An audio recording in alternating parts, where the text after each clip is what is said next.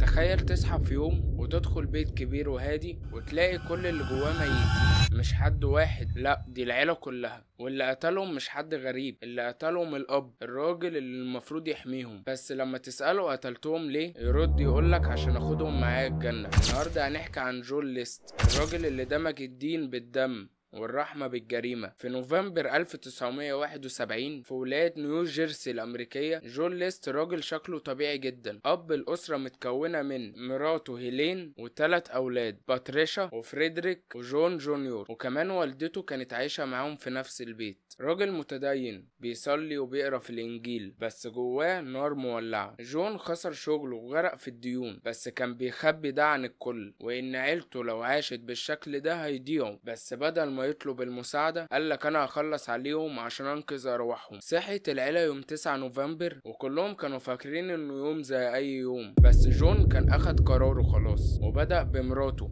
ضربها بالنار في دماغها، وبعدين طلع لأمه وقتلها فوق، وبعدها استنى أولاده يجوا من المدرسة واحد ورا التاني اللي يدخل يقتله، لحد ما وصل لآخر واحد جون جونيور، وده حاول يقاوم بس أبوه قتله ب10 رصاصات. وبعد ما خلص جريمته نضف البيت ولف الجثث في أكياس وحط مزيكا كلاسيك في الخلفية، وساب رسالة طويلة بيشرح فيها إنه بيحبهم وإنه مش قاتل، هو منقذ، وإنه عمل كده عشان ياخدهم الجنة قبل ما يفسدهم العالم. وقفل الباب وطفى كل الأنوار وسافر واختفى لمدة 18 سنة، ومحدش عرف مكانه، والناس كانت فاكراه انتحر، إنه كان عامل شخصية جديدة ومتجوز واحدة تانية وعايش حياة طبيعية أكن مفيش أي حاجة حصلت. فضل حر طليق لحد سنة 1989 لما برنامج تلفزيوني مشهور عرض صورته بعد ما استخدموا تقنيات حديثة لتخيل شكله بعد السنين دي كلها. وجاره شافه وبلغ عنه، والشرطة قبضت عليه واعترف بكل حاجة من غير ولا نقطة ندم، واخد حكم بالسجن المؤبد، ومات في زنزانته سنة 2008. بس لحد النهاردة الناس بتسأل ازاي راجل متدين بالشكل ده يقتل عيلته كلها بإيده؟ هل فعلا كان بيؤمن انه بيخلصهم من الشر، ولا كان مجرد مريض نفسي ولبس قناع الدين؟ ولو الحكاية دي عجبتك ما تنساش تعمل لايك وتشترك في القناة، وقول لي تحب نحكي عن مين في الحكاية الجاية، عشان احنا من قلب الحكاية